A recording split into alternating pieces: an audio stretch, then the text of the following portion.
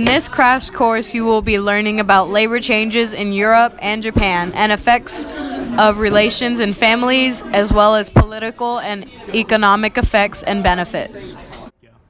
Serfdom reached Eastern European countries later than Western Europe. It became dominant around the 15th century. Before that time, Eastern Europe had been much more sparsely populated than Western Europe, and the lords of Eastern Europe created a peasantry-friendly environment to encourage migration east. Serfdom developed in Eastern Europe after the Black Death epidemics of the mid-14th century, which stopped the eastward migration. It occurred mostly in Europe and Japan, as feudalism was present in these countries. The status of helots in ancient Greek city-states of Sparta resembled that of medieval serfs. Medieval serfdom really began with the breakup of Carthaginian Empire around the 10th century. The demise of this empire, which had ruled much of Western Europe for more than 200 years, ushered in a long period which no strong central government existed in most of Europe. During this period, powerful feudal lords encouraged the establishment of serfdom as a source of agricultural labor. What is serfdom? Serfdom is the status of peasants under feudalism, specifically relating to manorialism. Manorialism is a medieval system by which land was rented to tenants by the lord of the manor, who also exercised legal authority and presided over a court for the area. Serfs occupied a plot of land only while working for the lord of the manor, who owned all land. Working for the lord gave serfs protection, justice, and fair exploitation of the land. The difference between serfs and slaves. One is property-based and the other is ownership-based. A serf was not a piece of personal property. They belonged to the land rather than an individual person. Their job was to work the land, and they could not be ordered to do all sorts of other things at the lord's desire. A slave could be owned by an individual and could be ordered to do any kind of job, though many slaves were bought for specific types of work.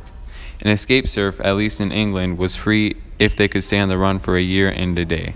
An escaped slave was only free if he could reach a place where slavery was legal. Serfs versus peasants, the difference. Peasants and serfs belonged to the working class and were just above slaves. Serfs were a property of the lord and belonged to the manor system, while peasants had their own piece of land and had to pay rent to the lord. A serf had to work and do menial jobs for his lord. He had to pay inheritance tax when his son took over his father's role to the lord. On the other hand, a peasant could be free or indentured.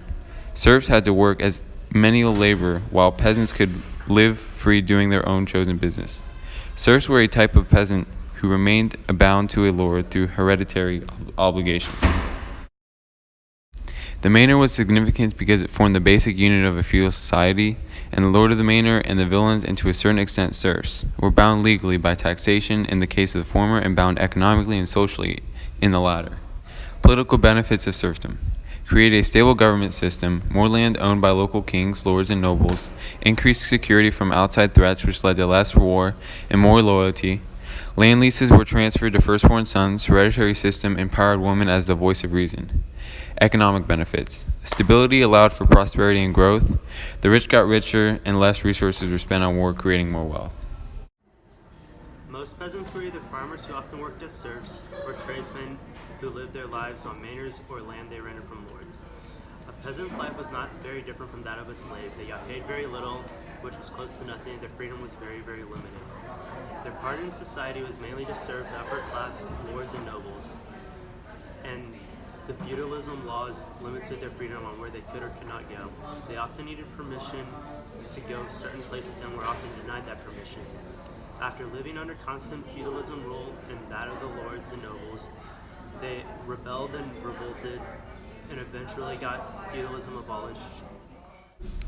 After living under the constant rule of lords and laws of feudalism, they finally revolted and eventually got feudalism abolished in parts of Europe.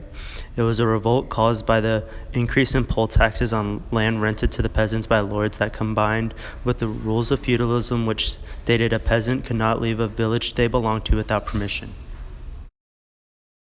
This law was abused by the lords as they would deny permission to peasants and force them to stay and work on their land. This over time caused peasants to get angry, and eventually 60,000 peasants marched on the city of London in 1381 to get serfdom abolished and get rid of the feudal system. The Meta was a public service that was mandatory for all males that were from the age 15 to 50 years old.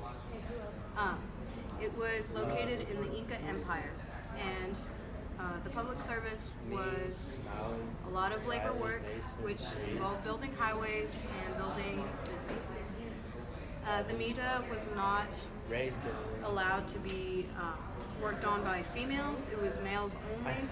If a male were to die in the Mida, then his son would pursue working in the mines to pay off his debts. The Mida impacted the learning capability and intelligence of many men. Their knowledge was only working by doing labor.